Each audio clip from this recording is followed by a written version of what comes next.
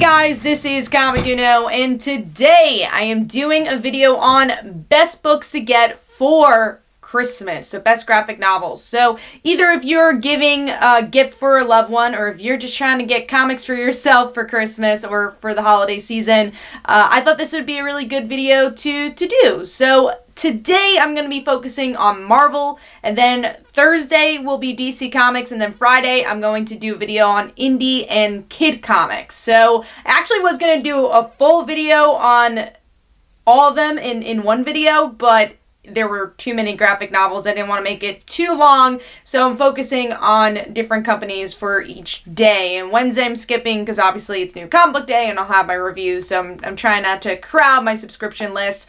But let's get started. And I also try to break these up with categories. So if I look this way, that's where I have my list. So first up is Spider-Man, and then we're going to do the X-Men, and then Avengers, which is kind of a mix of all different heroes from Marvel. So first up is Spider-Man. And I think the best book to read if you've never read Spider-Man in your life, or you want more of a modern tale of Spider-Man, is Ultimate Spider-Man. And this has plenty of volumes, but volume 1 is a nice story, a nice standalone story if you don't want to read any other ones. Also, it's pretty thick, so you do have a lot of issues in that first volume for a good price. So in all these comics, I looked them up, they're all available on Amazon. So if you want a quick way to get these books, or also obviously go support your comic book stores and go to your local comic book store if you have a chance. So that's my first recommendation. It's a modern retelling of Spider-Man in high school, and obviously launched a whole universe and really started this trend of making other universes a bit more popular. Not that other universes didn't exist to this point, but this is actually focusing very much on a different continuity, and it being a very popular book, and launched Bendis' career in a lot of ways.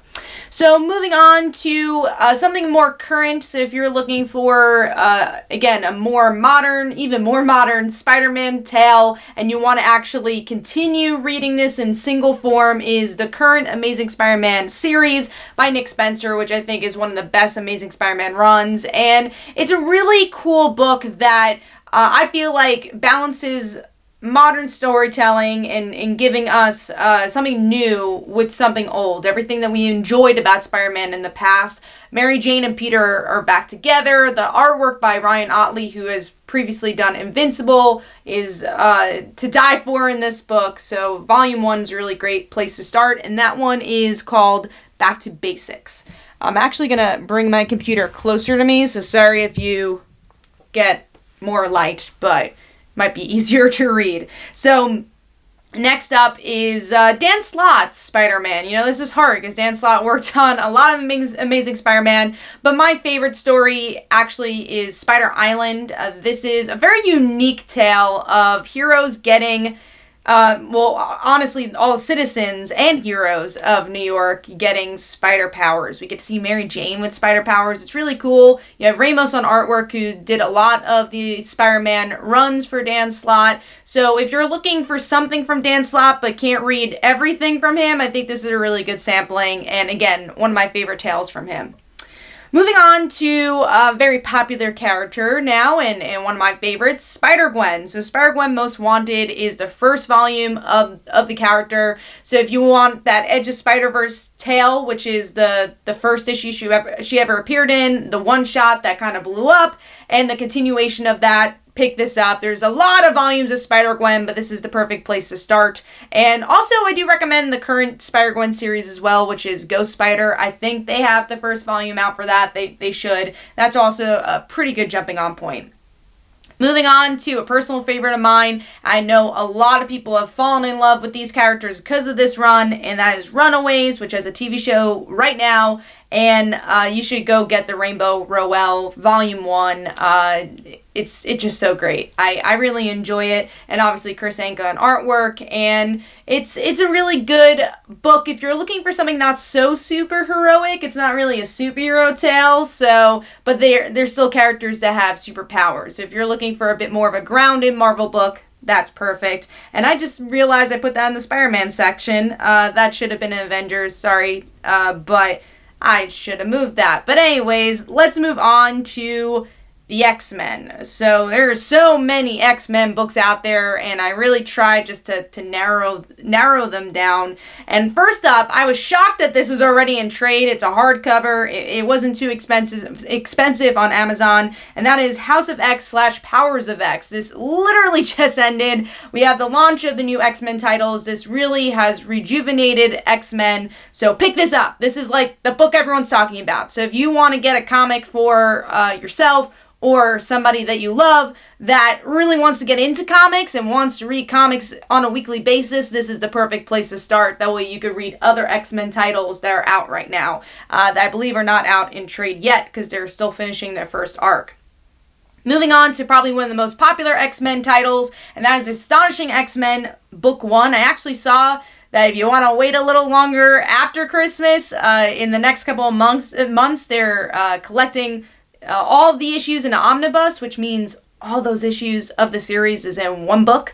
So you might want to wait for that. But book 1, it's like $10, $15 on Amazon. And again, this is a very new reader friendly book, and it's Joss Whedon at his best for comics. And it's just a really good story. If you're a Kitty Pryde fan, especially, it's a really important story to her. Now moving on to the last X-Men book, which is All New X-Men Volume 1, which is also a Brian Michael Bendis book, and that's called Yesterday's X-Men. The reason I recommend this is because this story launched a lot of other stories for the X-Men, so this is the reintroduction of the new, old X-Men being in our current timeline. So the first X-Men, Jean Grey, Beast, Iceman, Cyclops, Angel, they go to our time and things get screwed up. And they're there for a really long time. So they've literally just left. So it's been like, I think almost like 4 to 5 years they were in the X-Men continuity. So this is a good place to start if you want to read Bendis' run and a little bit after. So moving on to some Avengers stuff. This is a very popular series, and if you're looking for more of an indie style book, if you're not so into the superheroics or superhero comics, I recommend Hawkeye Matt Fraction's run, Volume 1, My Life as a Weapon. It is really where Kate and Clint's relationship started. So if you want that, and the artwork by David Aja will blow your mind. That is a really good also story. I feel like if you just read that first volume, you don't have to read more, but I recommend the whole series as a whole anyways. Another Matt Fraction book, this is a little bit older, and that is Invincible Iron Man. Iron Man, he has so many titles, so many books, but this has always been my favorite. The artwork was very realistic looking. We get to see a lot of story with Pepper, so if you want to see her as Rescue, this is the series that starts that journey. Still by far my favorite Iron Man title. Moving on to a current book. So again, if you want to get into books that are out right now, this is a really good volume and kind of redefine this character. And that is The Immortal Hulk, and that's Volume 1, Or Is He Both, which is the title you could search for as well. And this is a horror Hulk book, and it's really well done. It's psychological, and it has kind of that slow burn feel that you want in a horror book. And again, it's not just a superhero book. So if you want something outside of the Cape story, definitely check this one out. And it really brought Hulk back to the forefront, which is really great. And obviously I can recommend like World War Hulk and all that as well. Next is another one that I did not read in single issues. I read this one in trade, and that is Vision's Tom King. This is just an important book. I think most people would say it's probably one of the most important books of the decade. And once again, it's not just a superhero book. It's showing this robot as a person, and seeing his life as in a suburban area, and obviously a lot of twists and turns within that. So it's what Tom King does best. Also, this is a DC book, but in the same vein, Mr. Miracle's a pretty similar book. I'll probably recommend that in my DC one.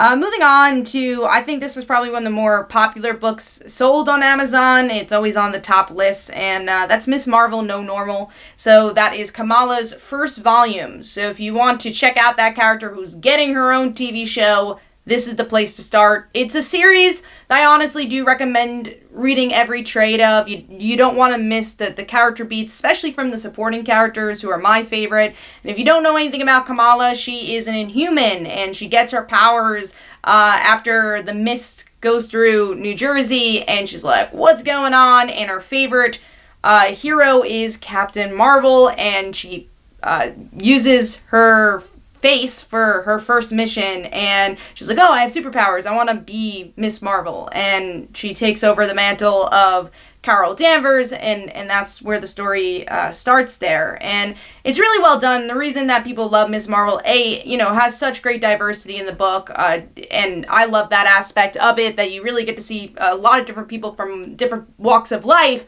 but also she's a nerd. She's like the Peter Parker of the modern, comic books, and that you could really relate to her as a comic book fan. Now, last but not least, a Thor book, which is Thor, the Goddess of Thunder. Honestly, I could recommend anything with Jason Aaron, so if you just type in Jason Aaron Volume 1, that's the best Thor stuff. But for me, I was never really a big Thor fan, and this really grounded Thor for me, as Jane Foster had cancer and still was worthy, was the reason why she was worthy, and also wanted to continue to be Thor even though it was killing her. It's a really well done narrative, and if you want to read single issues of Jane Foster, you could also currently read the Valkyrie series, which is not out in trade, which is why I didn't put it on here, but that's a really good place to start. So those are my Marvel recommendations. Hopefully it gives you a broad range. I really wanted to try to showcase the popular franchises, but also maybe some of the less popular franchises. So let me know if this helped. Hopefully you guys enjoyed. This is Comic Uno. Definitely go follow me on Twitter and Facebook. Go check out my comics like Father Like Daughter and They Call Her the Dancer. And every Tuesday at 10 p.m. Eastern Time is Comic Book Weekly, where we do our comic book podcast, where we discuss our favorite comics and also comic book news. So hopefully you guys enjoyed. Bye, guys.